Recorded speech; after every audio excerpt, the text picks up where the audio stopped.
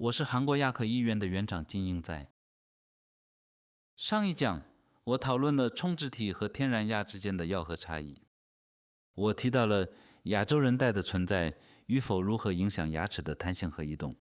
今天的主题是重新咬合接触，实际上对此有两种处理方法。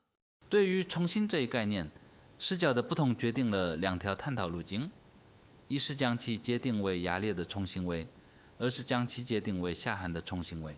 因此，对于下颌和牙齿分别有独立的重行位置。我之前开发了一个咬合仪，在最近访问中国时，我发现了一个看似我设计的完全复制品。这个咬合仪有一个小锭，在那个小锭里面还有另一个弹簧小锭。买家甚至不知道应如何使用它。看得出来，他们举办这一系列研讨会是为了推演这些产品。而当您进行哥特式宫庙激发时，下颌的重心微便会清晰呈现出来。如果您将用于那个共性基线的小锭体换成单簧小锭，它将在那个中心点的瓣上创建一个孔。当那个点被结合时，单簧小锭被插入，然后在这里将会有一个牙齿首先接触的区域，这最终在识别下颌重心位置与牙齿重心位置之间的差异中发挥作用。之前我们用 CR 或 CO 的概念来接近重心闭合。当然，在那时，由于颌学式与颞颌关节是主要因素且牙齿比和应复合颞颌关节的概念，没有其他选择。这个概念已经保持了很长一段时间，然而从我们的角度来看，我们无法准确指出颞颌关节的位置，所以看起来即使是颌学最初也是从 CO 开始的。从生理位出发，学界随后提出了 CR， 那再后来又推崇 CP。然而归根结底，这一脉络只是回到了早期的 CO 概念而已。颞下颌关节的重行为，尤其是下颌骨的重行为，是重在变化。我们可以判断这一位置并未得到长期稳定的维持。所以简要总结一下当前情况，看起来与 TMJ 方面相关的问题的支持者似乎较少。许多专业人士正在考虑如何对其牙齿的重新闭合。如果您将那部分与之前解释的 TMJ 混淆了，理解咬合调整就变得困难的，导致了人们对咬合治疗的复杂性有所感知。因此，今天我们不专注于 TMJ， 而是将注意力转向其他领域。我想谈谈牙齿接触，具体来说，如何形成并调整最大咬合位置。所以，当我们讨论重心位置的咬合接触时，支持键成为了一个关键概念。因此，当我们提到支持键时，这常常显得令人两牙，那是因为这不是您通常会听到的术语。然而，直到1970年代和1980年代，我们没有使用功能键这个术语，而是称之为支持键。所以，我想解释一下这个支持键是什么。如您所见，保持键射机上含射键在下颌腰颌面上被固定，即它被困住了。它是一个内倾和外倾在咬合面上相互捏合的情形。同样的，下颌颌面也被上颌咬合平面所困，这被称为保持。在上颌夹侧的情况下，一边没有结合，保持开放。同样的情况也适用于下颌射侧。由于射侧没有接触咬合面并保持开放，上颌夹间和下颌射间被称为非支持型，而上颌射侧间和下颌夹侧间呢，被称为支持键。为什么这个支持键很重要？现在让我们来探讨一下。相互咬合的对合牙实际上是将上颌和下颌的牙齿保持在一个互锁结构中，所以是牙齿本身被固定着。因此，为了防止这些牙齿移动并保持它们的位置，这个前锁的支持键图形成了可以说是中心咬合面的一部分，在最大咬合位置，这是重新闭合和牙齿接触的关键点。因此，这个概念呢，在重新闭合时最为重要。这就成为了一个基本原则。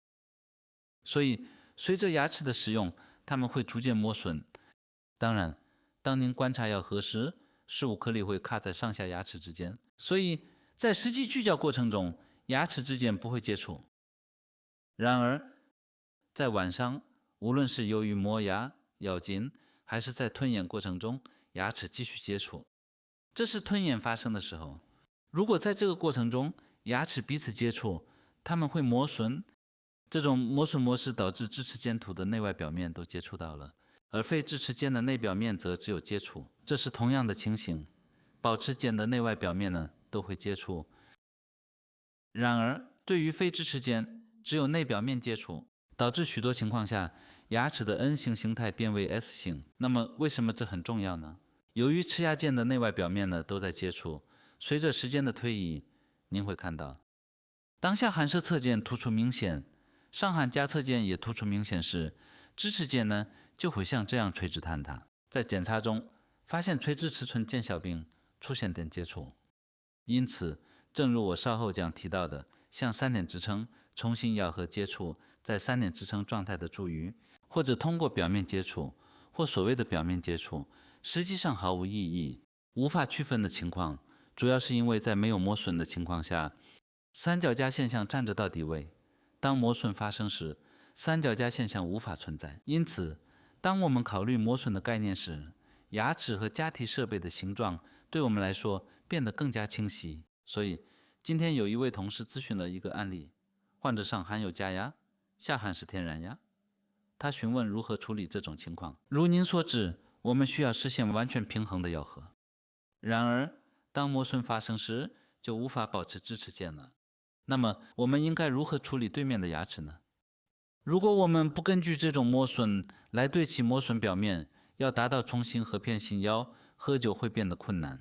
此外，如果咬合面不均匀，它们就会变得不平整，一些对合牙可能已经突出，而一些从一开始就可能排列不齐。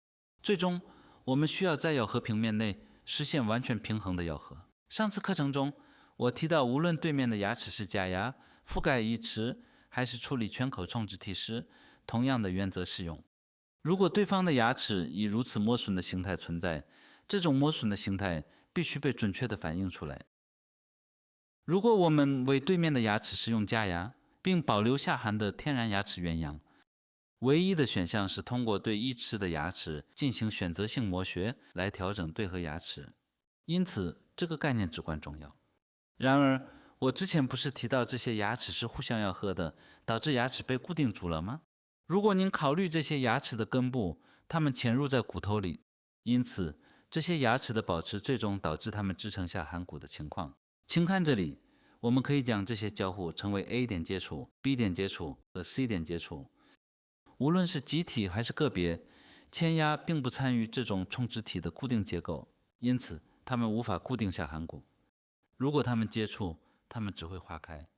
只有具有支持腱的，就只在最大咬合时才这样做。因此，只有当中心闭合接触发生时，牙齿才能够将上颌和下颌的牙齿保持在一个互锁的结构中。这最终涉及一个下颌保持的过程。所以，当我们讨论各种话题时，在下颌门牙的情况下，它是这样的：该保持被保持了，而非保持部位已经演变成射箭隆起。至于对于上颌切牙的情况，则恰好相反，冲植体已经演变，而非冲植体保持不变。因此，我们可以得出结论：齿肯基本身代表了冲植体的进化形态，上颌的支持腱和下颌的非支持腱的演变形态。当然，这样的解释并不常见，这是我整理的一个概念，它不是在其他论文或学术期刊中找到的，所以在某种程度上可能没有证据支持的方法。但是，从修复哲学、集合和数学建模的角度来看，公式是这样的结论浮现出来。如果不理解这一点，就无法说服它。那么，为什么最大咬合是如此重要呢？如您所见， TMJ 实际上是由韧带支撑的，在中间有一个盘，盘的上下分为2部分，包含有花叶囊和花叶。这意味着确实很难确定它的确切位置。我的意思是，因为关节中有缓冲器，包括膝关节在内，所有关节在受压时都有一个缓冲空间。那么，关于 TMJ 确定下颌骨的位置，在特定位置稳定意味着，事实上，这是一个不可能的任务。因此，在考虑这一点时，您可以看到聚焦肌是这样复杂的：腰肌、颞肌、内翼肌和外翼肌都已连接，这些最终都是在抗拒的新引力将下颌提升。我们目前正在进行冲植体讲解，那么把它想象成被提起来的，我们称这些违抗重力肌肉。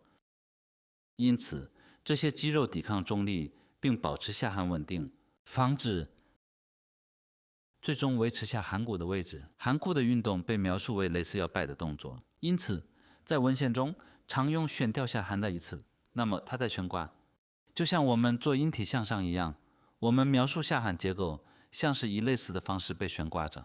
有导致最大件，我比颌主要涉及到肌肉功能，直至一定的近距离。当牙齿的支持件或其倾斜面向于时，它们最终会到达最终位置。所以当上颌和下颌的承受件相互咬合的结构完成后，下颌就变得稳定了。因此它被描述为下颌运动的起点和重点。当然，下颚会自行移动，它在空间限制内自由移动。然而当一个人试图吞咽时，下颌必须回到其正确的位置。在它恢复后，下巴向后移动，紧紧的后锁引导使吞咽发生。因此我们进行修复治疗，安装充质体，并安装加压以创建这种结构。如果这种牙齿咬合没有保持好，颌骨的位置持续变形，您会发现还有错的患者，他们的下颚也是不对称的。捏颌关节紊乱可能导致两侧不对称，许多患者的上颌骨、面骨、眼眶骨甚至头骨都已变形。这意味着下颚的运动与头部相连，而上颌骨和面部骨骼进行交换力量。当咬合发生时，这种咬合力最终会分散到鼻子、眼睛和头骨周围。因此当不对称咬合力出现时，它从咬合的不对称开始，接着是上颌骨和下颌骨面部不对称，然后颅骨的不对称，最终导致整个身体出现连锁反应。这种视觉确认凸显了咬合的重要性。所有这些问题的根源都来自于不对称形成最大咬合，这影响了生长和发展。随着问题的加剧，它们可能的表现为系统性问题。因此颌骨保持的概念非常关键。关于这是否对称或不对称的问题是最具挑战性的方面。这就是为什么正畸治疗或全口中间被视为有价值的治疗。由于颅骨或面部骨骼与下颌骨的错位无法达到，如果牙齿已经不齐，要确保牙齿的对称性。最近的发展呢，确实让我们能够应用施加牵引力与头骨或对面部骨骼或上颌骨施加拉力，然而仍然存在局限性。许多人天生就有颅骨错位，颅底也可以扭曲，这不容易。治疗本身的局限形式的这一过程尤为具有挑战性。因此早期治疗，例如在乳牙更换期间的干预，具有更大的价值。这是因为 TMJ 尚未完全发育。当那发生时，不可避免的，我认为能够调整 TMJ 和颌部的对称性，以及实现 TMJ 的对称是最有价值的。我们讨论了牙间的磨损。随着年龄的增长，磨损也会增加。当磨损发生时，牙间的高度降低，颞骨的倾斜都也会减小，对吧？当然也有例外。在像二类这样的情况中，如果门牙没有磨损，那么末牙往往会有更多的磨损。在某些情况下，末牙的尖峰磨损得更尖锐。然而，让我们先来审视一个典型的病例。随着磨损的进行，锯角表面积增大，所以据说功能性和效率有所提升。问题出现在锯角表面积牙齿接触区域增大时。牙根的牙周韧带和牙周组织支持着牙齿，所以在任何时候，当咬合力、咬合负荷超过了咬合的支持时，最终牙周组织逐渐走向破坏。这实际上有点讹挑战。所以当我们谈论二元性的时，我们的意思是，随着这些功能和效率的提升，讽刺的是，牙周破坏也随之增加。在我们制定治疗计划时，我们最初考虑的是治疗后的患者满意度。我想知道这种失联感是否源自这个问题。这是二元性的二元性。减少牙齿接触可以延长充质体或自然牙的使用寿命，但这会降低它们的功能和效率。此外，扩大表面积也可以增加功能性和效率，但同时也增加了牙周破坏的可能性。所以这导致了一个局面，既不能找一个方向前进，也无法找另一个方向前进。一些患者报告说，他们从未能够用装有一齿的那一边聚焦，并且完全无法进食。这将会是个问题。这就是为什么我这样对您说。手指可以独立运动，但下颌是一个整体。即使您在右边聚焦，左边也参与了聚焦过程。相反，当您在左边聚焦时，右边同样参与其中。因为下颌是作为一个整体单元移动的，所以这个教法似乎有点不恰当。然而，它可能被表达为：我也处于同样的情况。软质或搅不赢的事物应该两边聚焦。然而，如果您觉得赢事物在右边或左边聚焦的更好，您会倾向于只在那一边聚焦。然后，从患者的角度来看，他开始相信他正在右侧聚焦。然而，事实并非如此。患者可能也意识到这一点了。到了那个时候，已经没什么可说的了。所以我将会解释，在世界上又有撇子和左撇子的人。同样地，聚焦有方向性，所以有些人是用左边聚焦，有些人则是用右边聚焦。有些患者即使是这样解释，也可能不理解并表达他们的不满。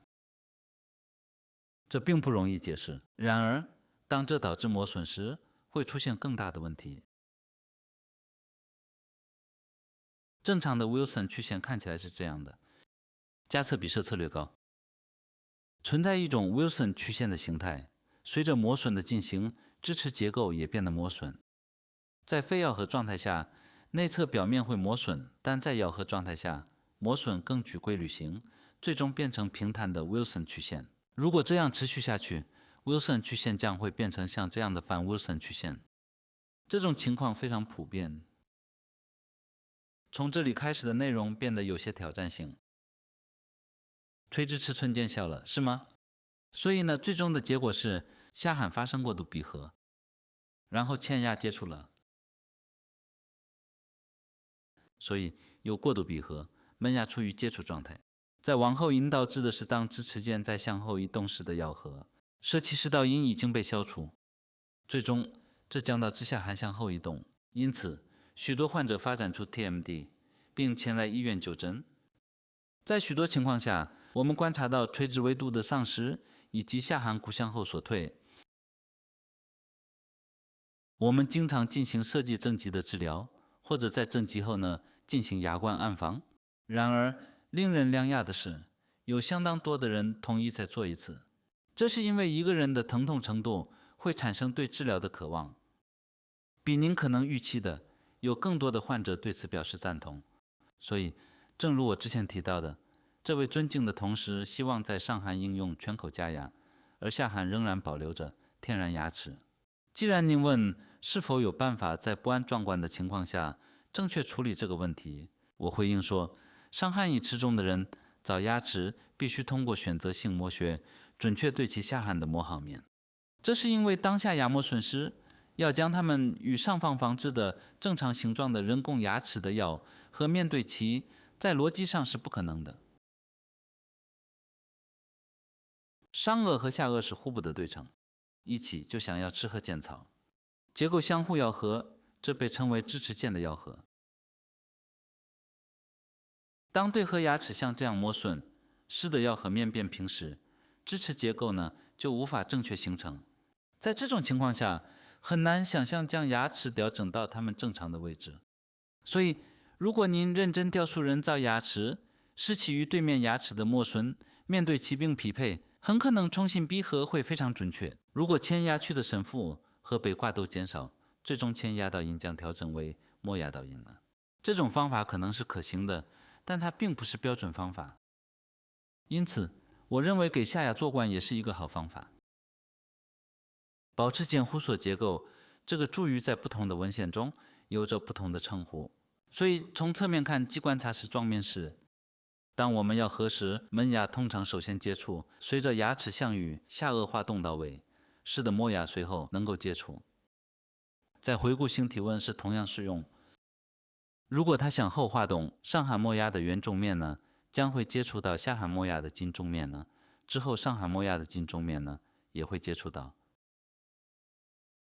首先接触的区域被称为卡位，而实现平衡的滑动接触称为平衡牙接触。这种弧索结构及保持间的弧索结构在完成时被称为牙齿接触中的均衡期，因此可以认为是涉及到了平衡调节。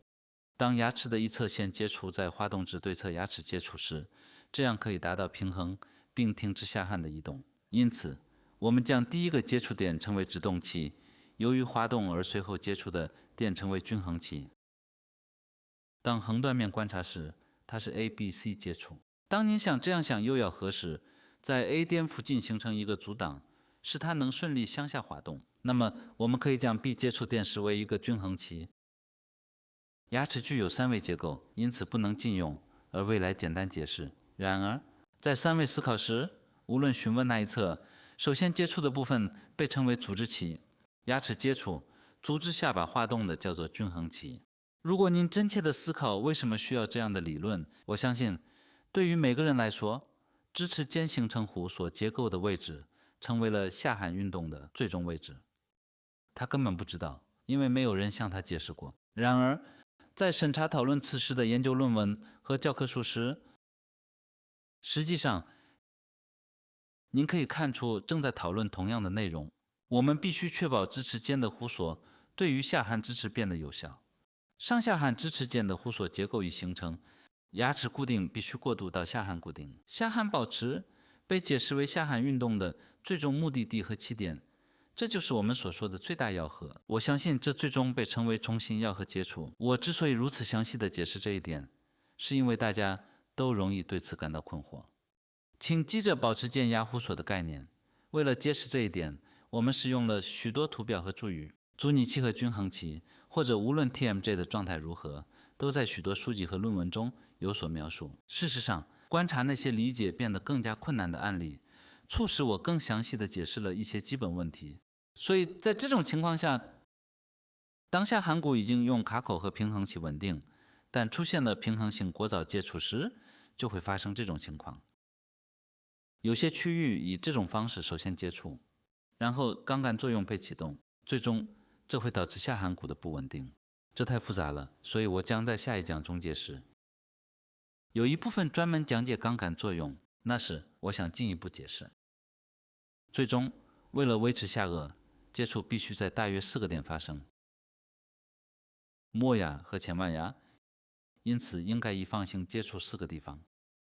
它必须这样接触。如果即使有一个没有接触，并且有任何移动，就会启动一个一级杠杆。因此，我们经常观察到杠杆作用发生的过程。通过进行集合分析，我们确定最大咬合位置是否与重心关系对齐。所以注意 all square 来源于门齿在重新闭合时最终不会接触。咬合近线与酒齿接触发生在一个矩形区域内，形成一个支持性表面。因此，承托件相互捏合的结构是这样安排的。同样，它与 TMJ 形成一个矩形结构。我们年轻的时候，我们常常搬家带着一句：如果您现在尝试搬运重型家具，比如电视剧，所有的腿都是4条，这很稳定。椅子有4条腿，当这4条腿不平衡时，问题就会出现。如果这个表面不是完全平整，4条腿的平衡不正确。同样的道理也怪用于牙齿的退步，平衡是在4条腿长度相等时达到的。所以搬家后，当我们的母亲多次折叠一张纸时，它变得坚固时，我记得像这样把它插入不平衡的腿下面，以使其平衡。当我们在学校的时候，我们学到了很多关于3点支持的知识，因此我相信三角架理论是稳定的。绝对不是。三角架原理允许在基座不稳定时保持平衡。描述这种情况达到稳定性是困难的，因为像这样的平衡有些不稳定，因此我们不能将其描述为稳定性。那么稳定的结构通常是什么样的呢？在房屋的情况下，它是由4根柱子组成的矩形，几乎所有的建筑都采用矩形作为其基础形状，因为这样可以确保稳定性。内部区域很宽敞，三角形有一个狭窄的内部区域。据我所知，在这些多边形中，三角形具有最小的内部面积，所以三角形仅仅是维持平衡，它实际上并不是一个稳定的结构。所以我也描述过它，就像我年轻时，我年少时。我喜欢这个设计，所以我买了一把有3条腿的椅子。当我那样做的时候，它在我推的时候一直翻倒，所以这非常麻烦。那么您为什么认为一把椅子和一张桌子都有4条腿？房子也是一个长方形，您可能会看到为什么要使用矩形结构。所以我理解为什么矩形结构是一个稳定的结构，但是 all square 的意思是，这是高尔夫中使用的一个助语。在高尔夫锦标赛中，2位球员打出了他们的球，当比分响等时，我们称之为 all square。那个生命最终达到了平衡。当我们描述某物稳定且平衡时，我们是用 all square 这个词。我也接受这个概念。在达到了下含某种稳定形式，我认为一切都平衡了。只要可能，就与任何矩形的几何结构对齐。所以，这就引出了全方形问题的议题。最终，实现全方位平衡是维持稳定函位的必要条件。这种全方形结构是吃我键的互锁结构。在这些情况下，当牙齿接触时，它被称为冲性关系最大要和位置。接下来，我们将这称为牙齿的冲性闭合。所以，我已经详细解释了这个。但如果您不理解这个结构，记忆是唯一的选择。您必须记住射箭的那些表面等等。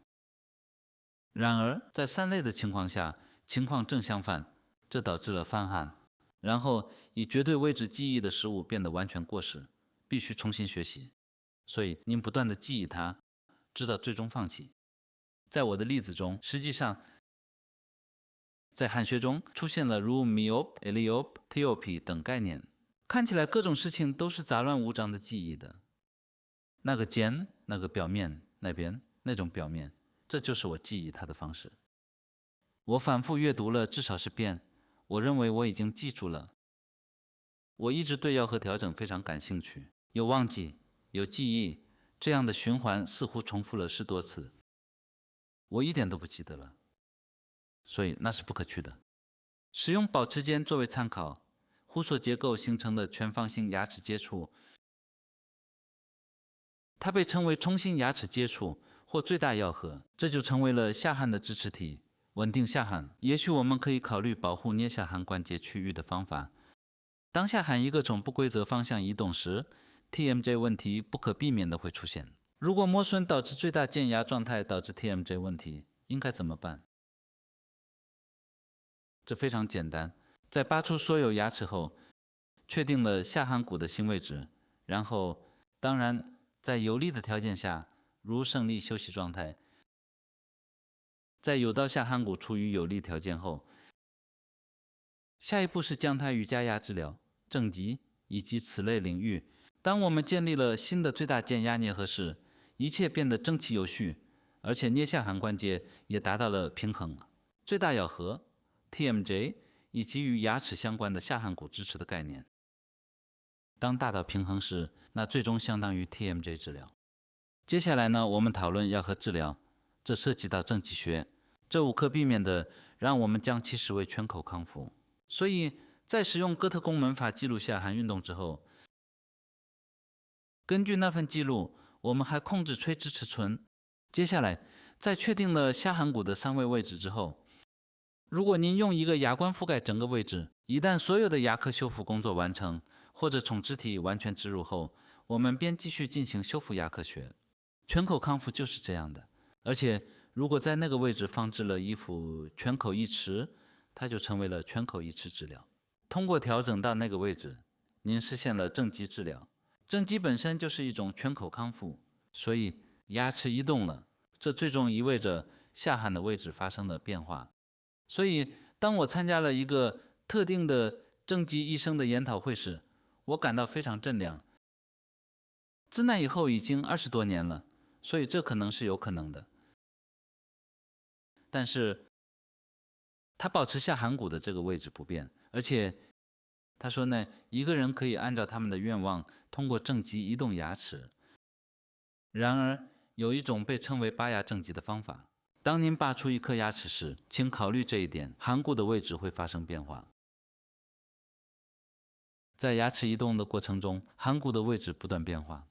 这种误解是如何发生的？我当时觉得非常困惑。然而，由于我的基础不足，我无法提出任何反对意见。那时候，我只能认为那一定是他的信念。即使到现在，我也无法理解为什么他当时会那样想。最终，颌骨继续移动。如果新的最大要和位对颞下颌关节不利，如果下颌骨的位置不是不利的，患者没有任何抱怨。如果条件不理想，会导致 TMD 使患者寻求治疗。许多患者在他们的情况变得更加严重时，仍然寻求正极拔压的治疗。每次我都觉得无话可说。我们正在过渡到非拔压的正极治疗，并采用冲脂体等方法，所以这就是正极本身的情况。我未能理解的一件事是，那些从事圈口压合的你们已经来了。我们研发使用了可拆卸的器节，所以它是一种叫性器具。最终，这将到制裁取入扩张等措施将完全改变下巴的位置，这将完全不正确。然后，几乎所有人都会倾向于下颌更舒服的一侧，所以我相信他可能已经治疗过了。据我记得，他无法再次调整药盒，所以您最终终是与病人争论不休，而且在许多不利情况发生时，我想知道他为什么那样做。接下来更难以理解的是 Roth Technique 已经在韩国被研发引入了，您知道的。在 Roth 他们做的是，首先使用 CR 来定位下颚，然后将牙齿与之对齐。最终我们进行了很多手术，方向正在转向进行正颌外科手术，使用药和板将下颌位置调整至重新关系，也就是说，我们将在那里安排冲脂体。那最终就是颌面学，这是因为在使用 CR 引导颌位时，又被称为单手基础和双手基础的方法。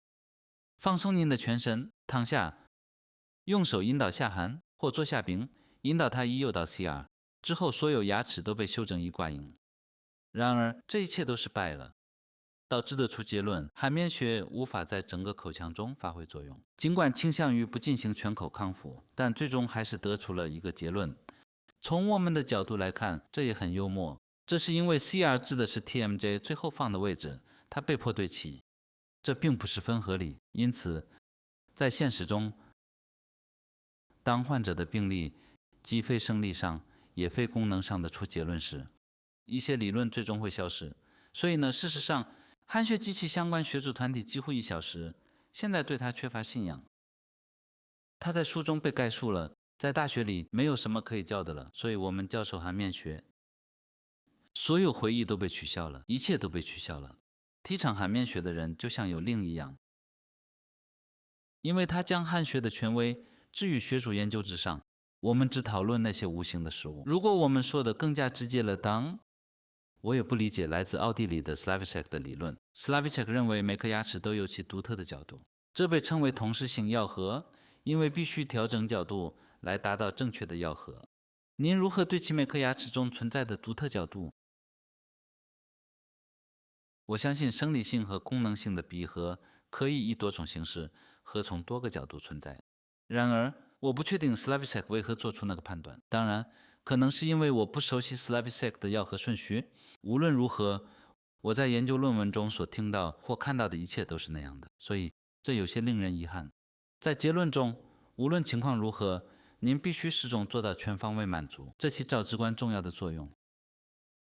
因此，在实践中，关于三脚架理论有很多讨论。三组织层发生时会发生什么情况？基于连接这个后部点的线，最终 TMJ 和整个咬合都将崩溃，咬合的整体平衡也被打乱了。所以根据这一标准，平衡回来会摇摆。所以呢，总之牙齿没有支持，所以最终垂直尺寸完全丧失。当然，对方的牙齿也被击除。TMJ 正在磨损，这是因为牙齿的支持已经丧失。所以当我们解释这个的时候，有许多关于是否在第二末压出防止重置体的讨论。许多人说治疗到第一末牙就足够了，然而这是正确的吗？请考虑下颌门牙，下面没有第二末牙，但据说仅恢复到第一末牙就足够了。这个故事真的挺难以置信的，所以并不是他做不到。当然，您这么做似乎是因为担心造成困扰。也许您这么说可能是为了安慰自己，但我不确定，并不是做不到，而是没有必要去做。您应该这样表达。然而，如果您仔细想想，即使只缺失一颗牙齿，对应的对面牙齿也会变得无用。所以有2颗牙齿缺失，您看，有2颗牙缺失。所以这样的概念为什么不这么运作，真是相当遗憾。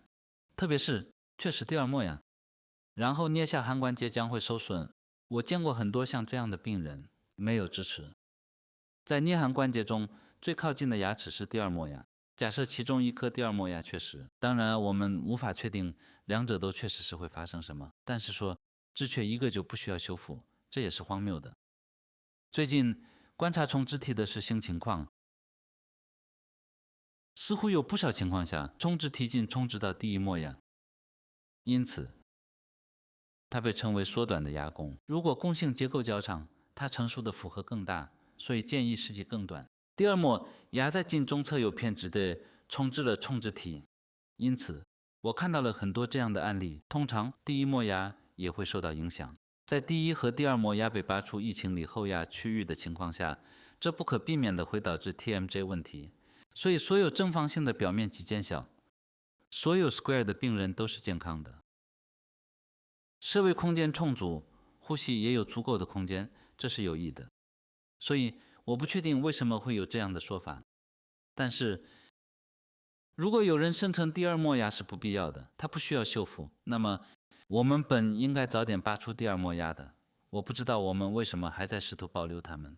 声称我们生来就带有的东西，从一开始就是不必要的，是不合逻辑的。他们说20-80，意思是到了80岁时只拥有20颗牙齿就足够了。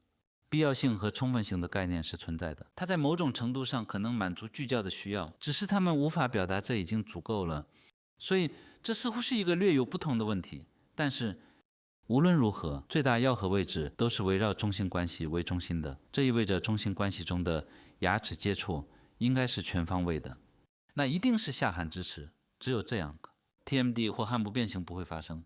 这似乎是正确的解决方案，与其说这是正确答案，不如说这是一个显而易见的问题。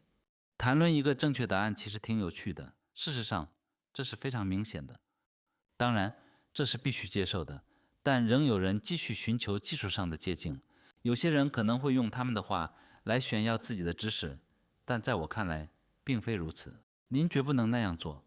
相反，当这种错误的知识被传授给或者灌输给那些仍在学习的年轻牙医时，会出现更严重的问题，然后问题变得更加严重。后来年轻的牙医自然会与某人商量，并在那一点上达成一致。此外呢，患者仍然持续感到疼痛和不挂，然后患者会开始怨恨怨长。最终，如果这个问题仍然没有解决，我预计我们的工作会变得更加困难。所以我花了这个，用语言表达是很难的，因为当我们讨论这是舌尖的近中面还是远中面时，到最后一切都变得如此混乱，以至于我无法理解任何事情。因此，简单来说，支持间的工作原理是这样的。他们像这样合并翼进行支持，这部分向这个方向移动，相反，下面的部分向上移动。它是一个保持合乎所同时发生的结构。用这种方式表达，您在口腔检查中只需要识别这一点。所以，让我们简化这个结论，以及一旦这个形象进入您的脑海，您就无法忘记它。您绝不能仅仅把它当作文本来记忆，用文字解释三维结构，立刻失去了它的价值。我们在详细分析矢状面、横断面和冠状面时，最具挑战性的方面是，这样做会使理解变得更加复杂。当我们学习正极学时，我们是用投影测量分析。看来诊断的成功率不到70%，诊断它并没有太大的意义。拔牙和非拔牙进去分程序，它们没有其他价值。在诸如3类案例中，手术或使用能促进生长和发展的矫形器具是唯一的选择。您将使用面罩或 rampa， 而类需要下颌迁移。然而，据我所知，没有任何设备能够抑制上颌生长。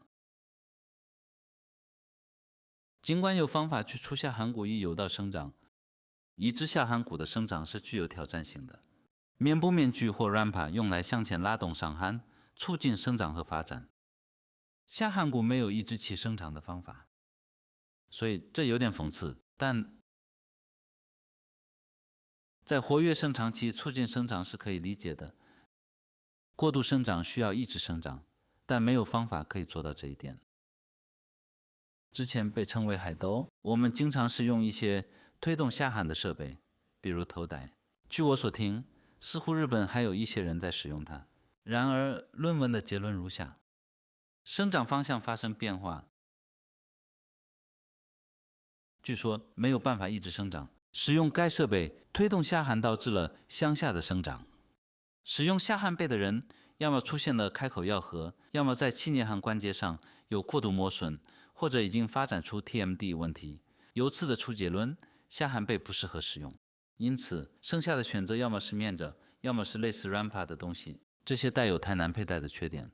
从内部推动意味着采用正性外科的方法，所以从内部向外退，否则就有像 MARPI 这样的上颌扩张装置。这也是使用这种东西的一种方法。然而，有道跟腱生长的方法因此生长和发展呢，就像这样进行着这种活跃的生长，有道的方法，但没有减少过度生长的方法。从那个角度来看，可以认为正颌受子是必须的。然而，有些人错误地批评从事正颌研究，这是傲慢。有人可能会说，这源于知识的缺乏。那是傲慢，您不应该那样想。这就是向下一代传递错误知识，并且随着时间的推移，这将成为您智力旅程中最大的障碍。从侧面看，这是令人遗憾的。然而，关于它们的有趣之处在于这一点：这种口腔中的牙齿咬合往往被忽视。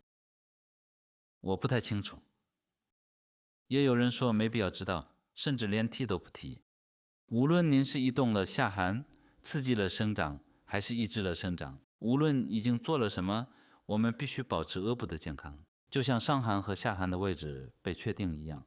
影响牙齿定位的因素，如下颌的支持和上颌的位置，最终决定了牙齿的位置。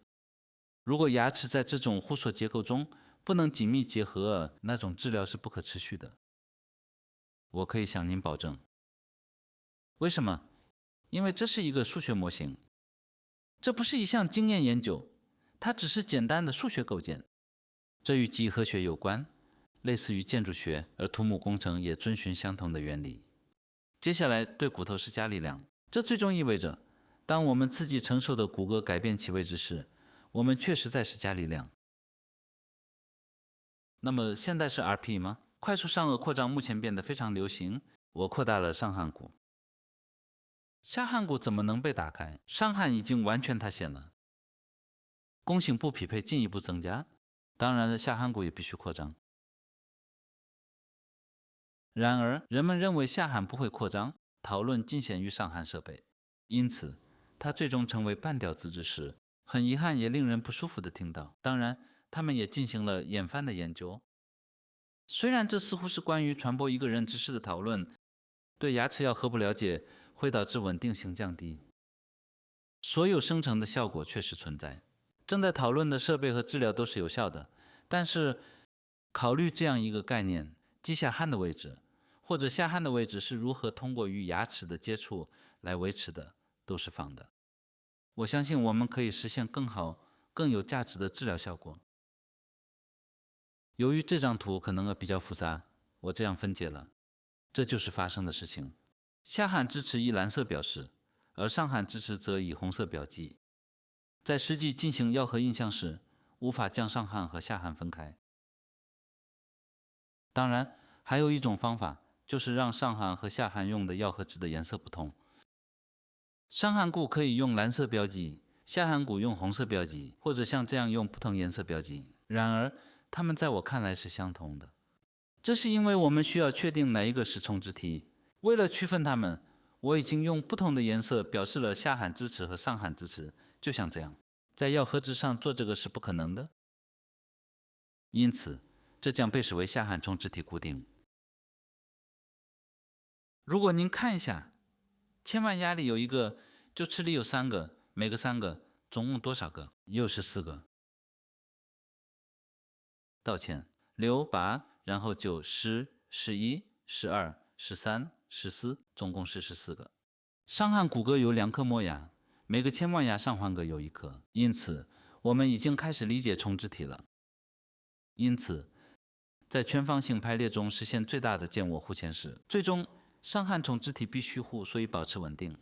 它需要稳定，因此，最终您会发现您必须以这种方式理解它。这是一个二维的表现，但您必须将这幅图像以三维方式来感知。请您花点时间再多考虑一下这个问题。您必须在您的头脑中以三维的方式来构思它。所以，当这是4个支持结构完美地互缩时，两边总共有多少个？又28个，和牙齿的数量一样。一个共性又是4颗牙齿，如果包括上下2个共性，那就是28颗牙齿。真奇怪，这可能只是巧合，但我之所以提及，是因为它容易记住。那么最终会发生什么呢？在3点支持的情况下，下颌第一磨牙内有3个、3个、3个和3个点，这可以被视为一个单元。所以，如果您从15中间取2个，您讲得到大约是3个。在汉学中，据说下颌磨牙龈有大约12至13个咬合接触点。你们大多数人只是在记忆它，因为您不知道那个结构是什么样的。前弯牙很简单，3个一组，3个一组，对吗？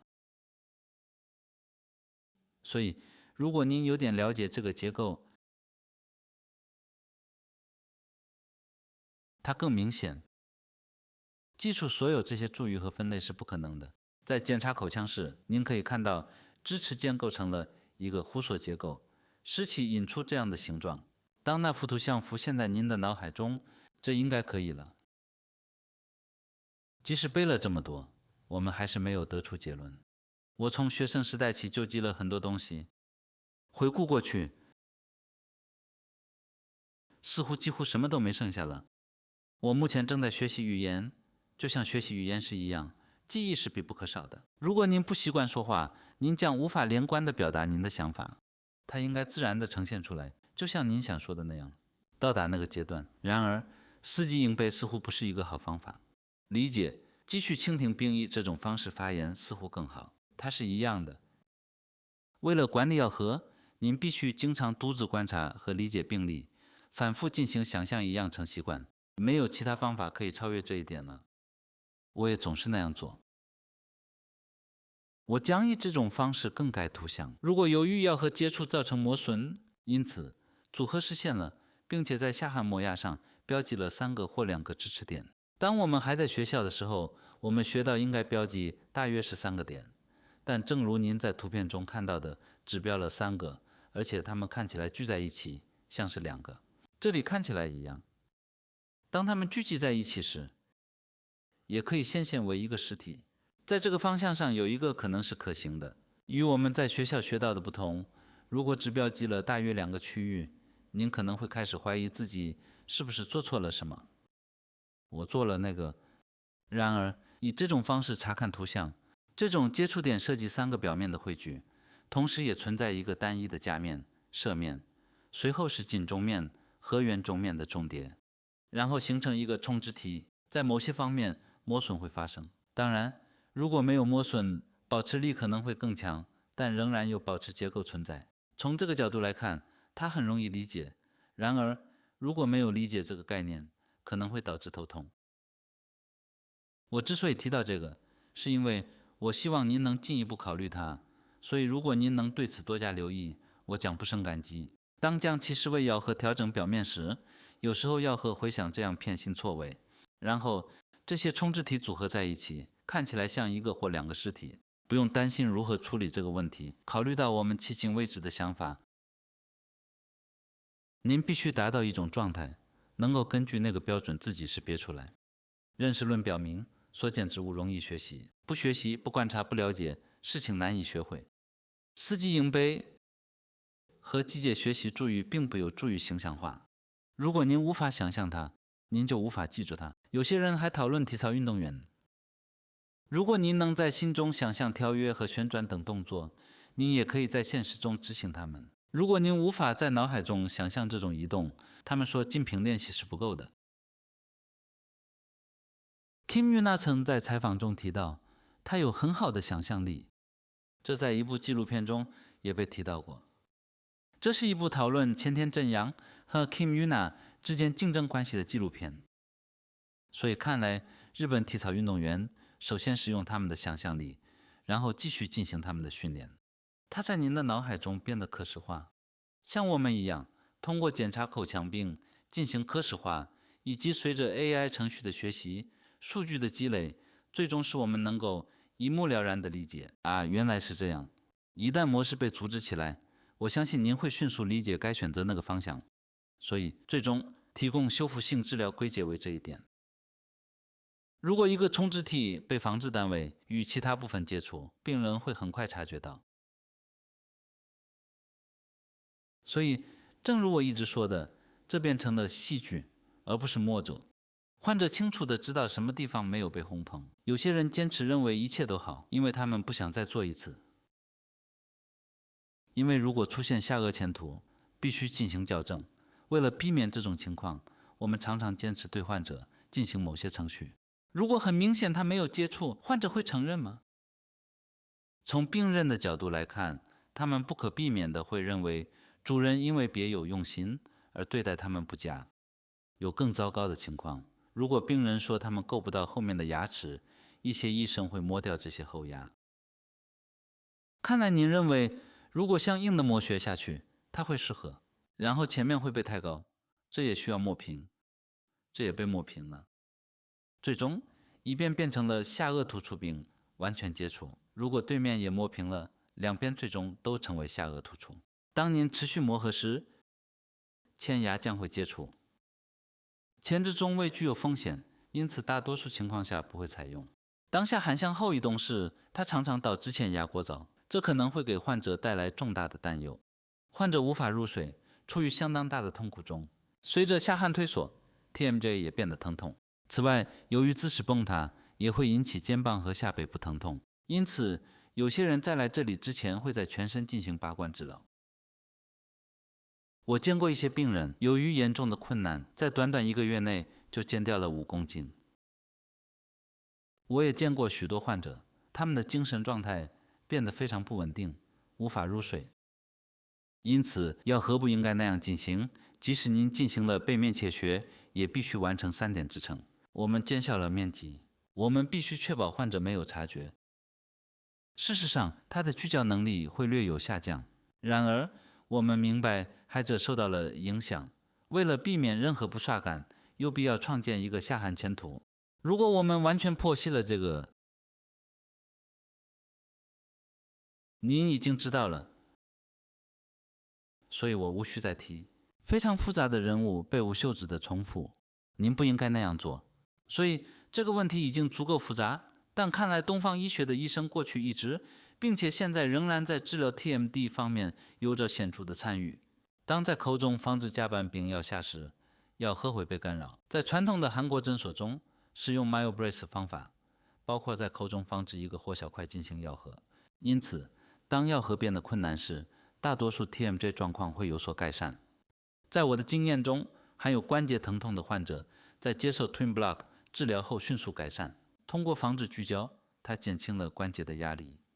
因此，我经常看到一些治疗大乱的药核关系。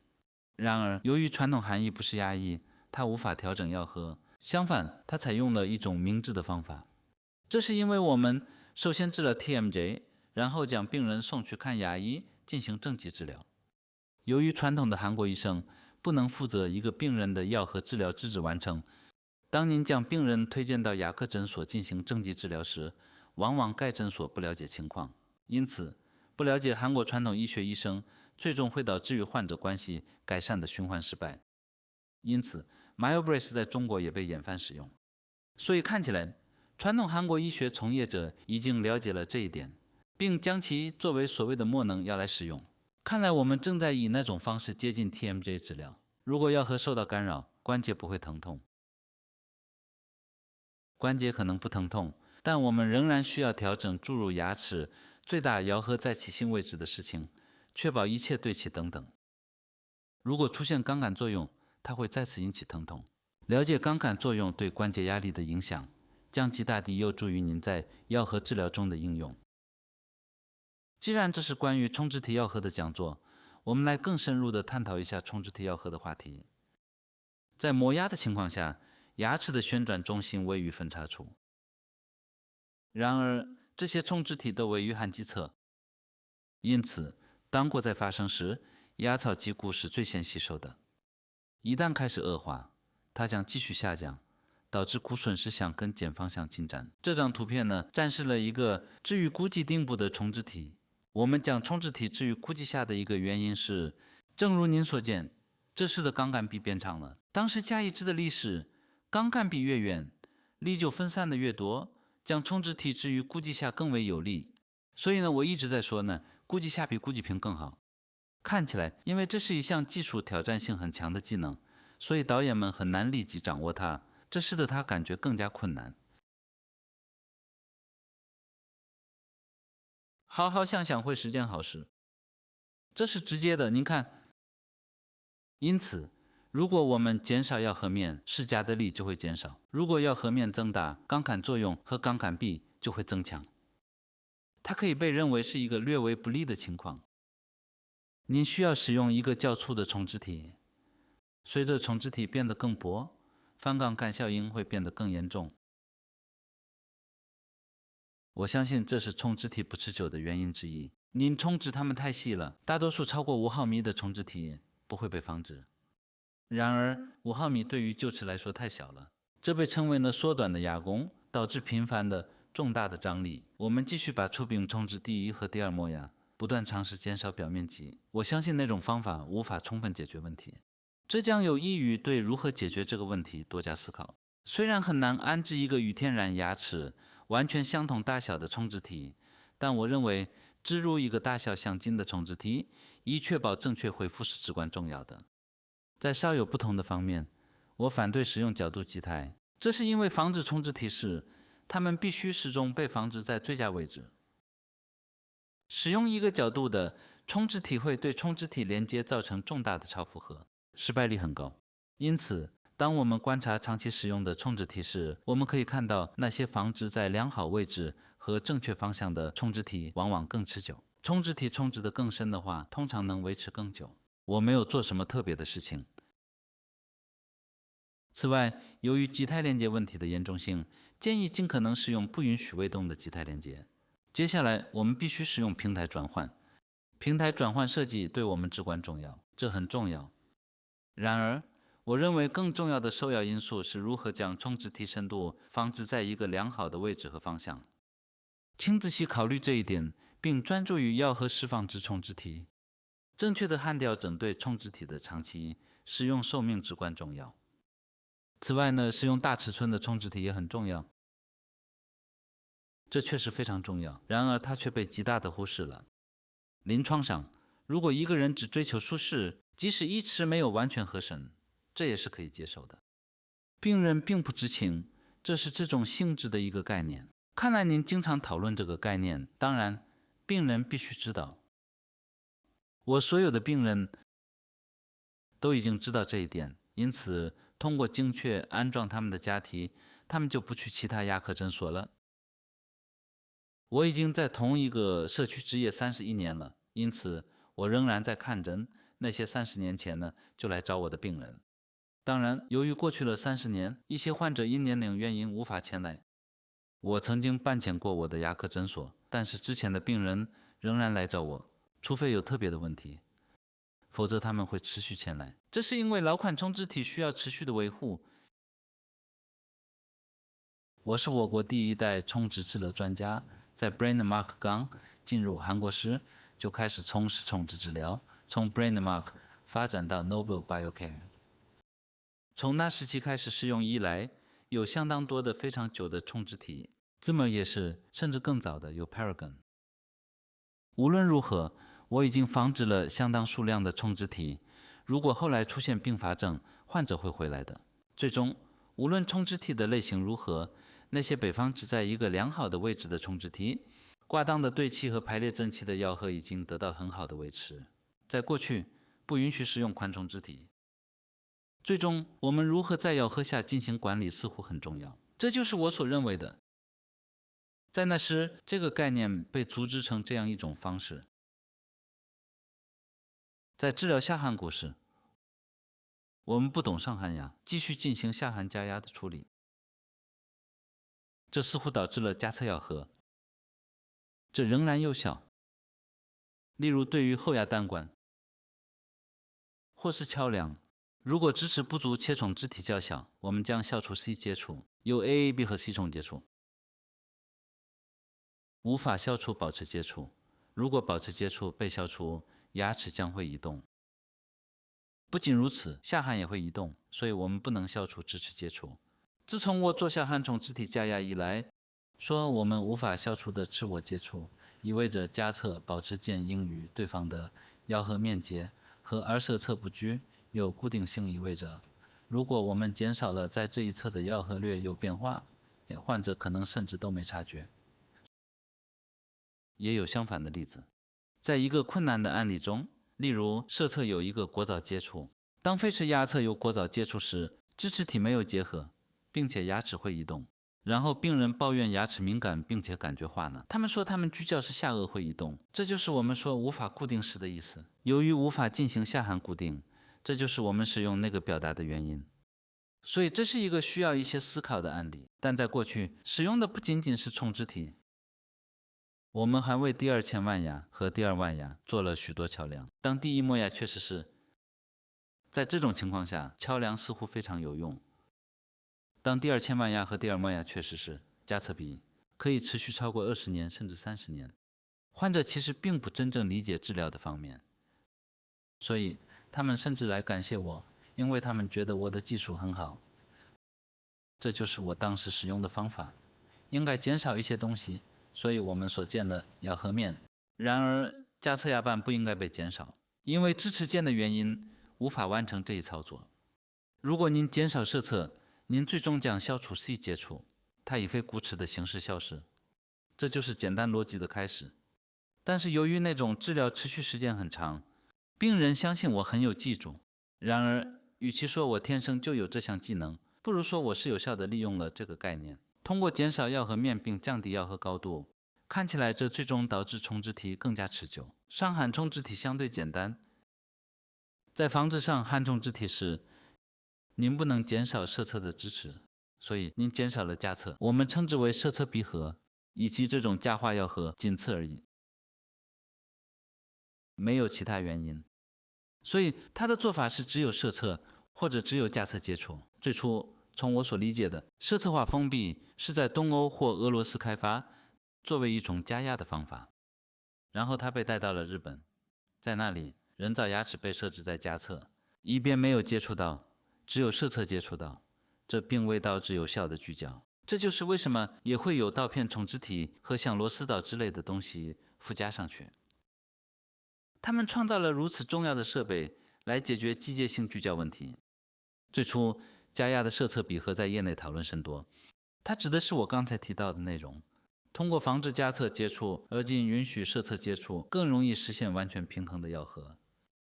这非常简单，这就是为什么将舌侧化闭和作为一吃的替代闭合技术。完全平衡闭合的技术是具有挑战性的，并且缺乏信心去实现它。您不能抛弃病人，如果一吃没有达到完全平衡的咬合，牙齿会脱落。持续这样失败只会给患者带来不垮。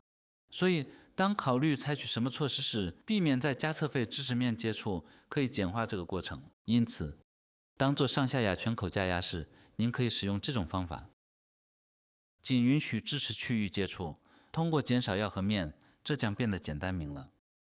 然而在做上下牙加压或冲肢体时，您无法固定非承重区域，通过放弃非负重区域，但保持上颌和下颌的负重区域，并减少咬合面，便能实现长期使用。那么您可能会想，这一侧的咬合面能否被减少？它做不到，因为没有相邻的牙齿，维持咬合和前凸是不可能的。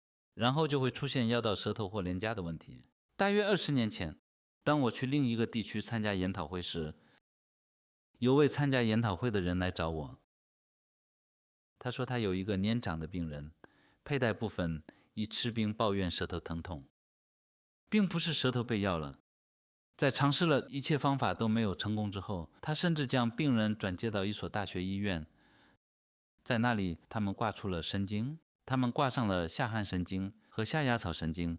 他尝试使用像 Tegretol 这样的神经原型药物治了3叉神经痛，但是没有什么似乎能解决这个问题。所以我想他解释了。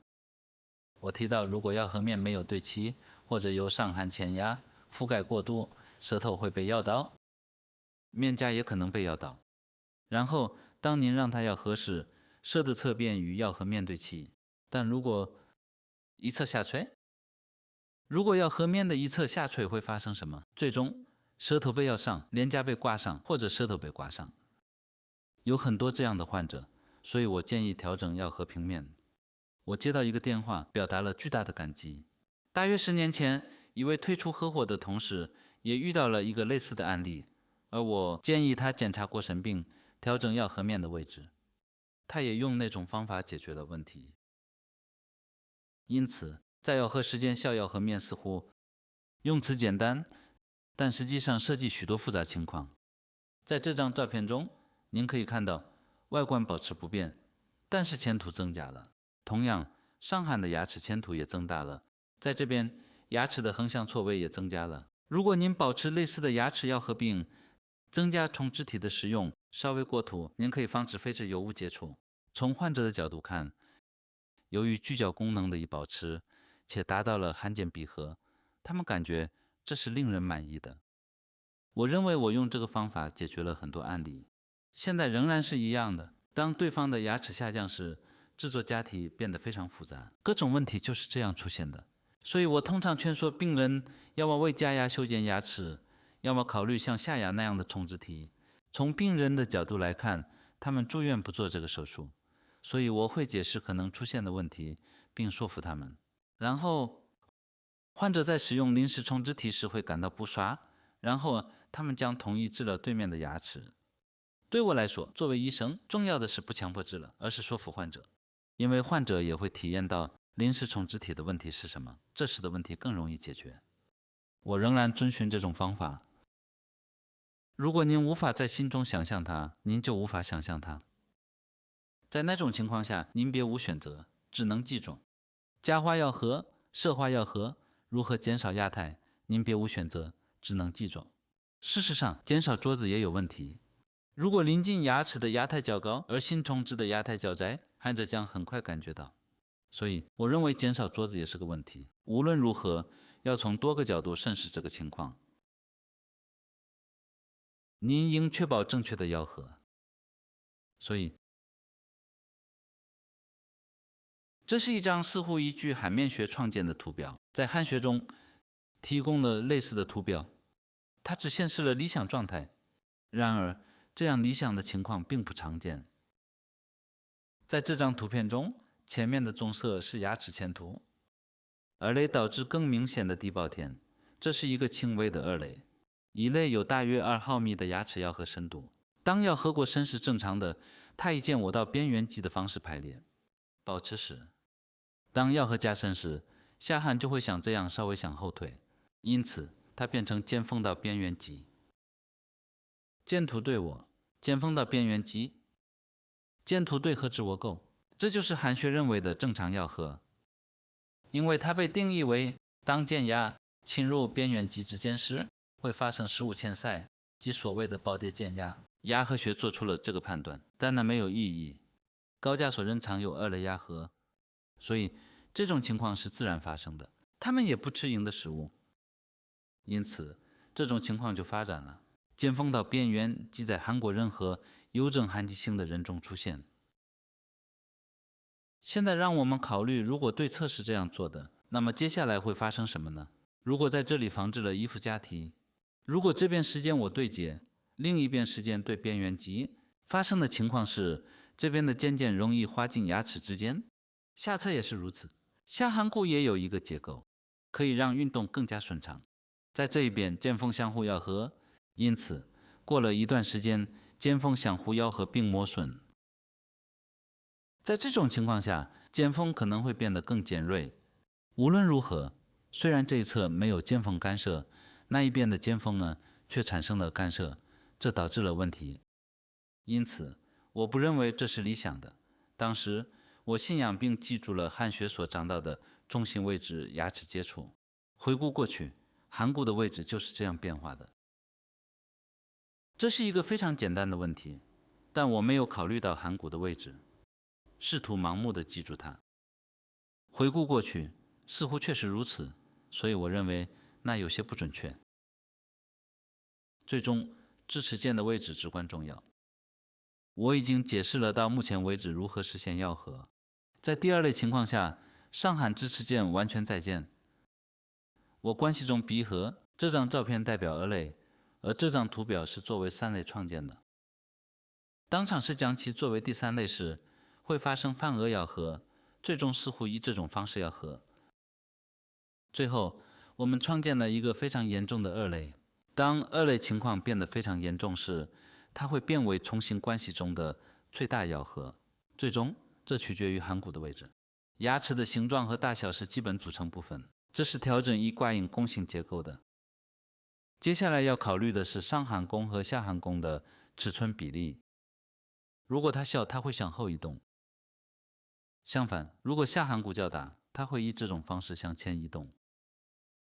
因此，在考虑牙弓差异时，它是由下颌的位置决定的。由于下颌的移动导致牙齿发生强制性接触，因此存在这些情况。我相信这会导致牙齿在重新闭合时最大的渐渐啮合中接触。因此，有几个这样的案例。当谈到冲植体时，大多数人只考虑下颌前凸，但情况并非总是如此。这位个体是一个长期的病人，一直在成功地使用冲植体，而且如您所见，是一位磨牙症患者。您可以看到，重心未完全接触，片心位也在接触。我稍微减小了一点尺寸，因为对面的牙齿有轻微的问题。患者坚持他永远不会做牙冠，这对我来说是个好消息，因为他相信冲植体会持续很长时间。然而，因为这一侧的咬合力很重，我略微减小了咬合面。您可以看到片心轮也是接触的，这就是这样一个案例。这个病例可以被视为1对1的对齐，施渐我关系而非渐缘关系。牙齿都磨损了，下颌也向后退移了。牙间已经相互磨损，使牙齿大幅度磨损，舌侧表面也发生了碰撞，造成了相当大的损伤。这是一个相当具有挑战性的病人。在这种情况下，如果您进行下颚突出手术，病人会立刻察觉到。如您所见，这完全是一个团队功能。所以总结一下，起初看来，保持键是非常重要的。接下来是重形位概念。当支持键互所形成最大咬合时，它确定了颌的位置。下颌骨被固定，这一直以来都非常重要，并且依然重要。接下来牙弓结构。如果牙齿没有达到弓形结构，就会发生错牙合，然后就算只缺一颗牙也会出现问题。如果它倾向于确实的一侧，要和接触完全改变了。这个问题有点挑战性。骨骼结构的形成对牙齿是有益的，建立一个全面的冲植体网络也是如此。在调整中心闭合时，方形似乎是关键点。所以，虽然有各种事情要讨论，如果您能够在您的脑海中想象这一点，这应该不会构成一个重大问题。有几个复杂的问题。我们通常会制定规则，并不断记忆它们，因此我也以这种方式制定了原则。第一，施渐我关系，这意味着将支持键对齐起来。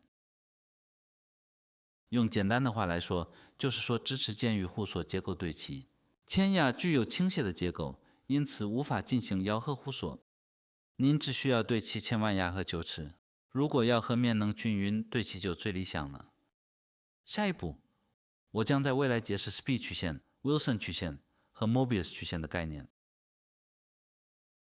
接下来，我们有真合作的概念，支持键在咬合台上移动。您可以这样想：偏心运动被视为重新支持键在咬合面上移动的过程。这就是为什么经常这样做。当咬合平面没有对齐时，我们调整咬合，什么和平面对齐。即使我正在处理下颌牙冠，如果上颌要和面为对齐，应调整上颌。再去模式，您应该是用咬合平面的概念，比如首先调整上颌，这是因为这些阵痛是移动，如果要和平面没有对齐，将会出现早期接触点。一旦完成重心咬合调整，片心咬合应该解决超过90%。在这个概念的指导下，您可以简单的调整高点。很简单，只需调整高点，没有其他原因或原则。不要想得太多，只是匹配剑突到我，然后正确对齐咬合曲线。如果要合曲线变得不均匀，您可能实现了重心位置的闭合，但这可能导致冲肢体的非均匀负荷。对齐是没有问题，但在片心位置，一切都会接触到。因此，如果您通过对准重心位置来确保咬合平面的均匀性，据我所知，片心咬合调整几乎变得不必要，解决了90%以上的问题。考虑到这些因素，我认为您只需要调整高点。所以无论如何，一旦您将剑突对准我够，病人就会注意到，他装得很好，聚焦起来也很顺畅。您可能不完全理解，但病人却明白。您只有自己聚焦才能知道，即使是在退部或关节手术之后，您也只有在手术过后呢，才能知道手术是否成功。我们知道，当我们尝试聚焦时，我经常和患者一起用餐，我一直尽力而为，但我不能确定地说我做的100%好。每个人都有弱点，治疗也有其局限性，所以当患者建议一起吃饭或带手人来治疗时，这可能会让人有点紧张。在这种情况下，根据我所知，我提供的治疗方式包括调整建构关系或调整咬合平面。当我降低高度时，患者能感觉到差异。他们提到一起吃饭时感觉很舒适。如果情况不对，他们说他们无法正确聚焦。当我听到这样的反馈时，我要不到签并重新进行治疗，要么解释为何可能会出现错位。总有一个原因导致错位，因此有必要解释需要额外的治疗，并且如果存在错颌，还需要进行正极治疗。在以病人能够合理理解的方式解释正极治疗的必要性时，他们同意继续。我希望您能理解这个。因此，我今天的讲座就关于重形关系闭合调整到此结束。我觉得我的讲解可能有点杂乱，但是我相信我已经讲解了我所知道的几乎所有内容。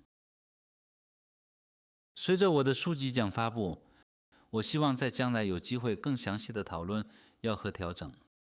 下周我将介绍片新咬合调整。感谢您的关注，今天的讲座就到这里。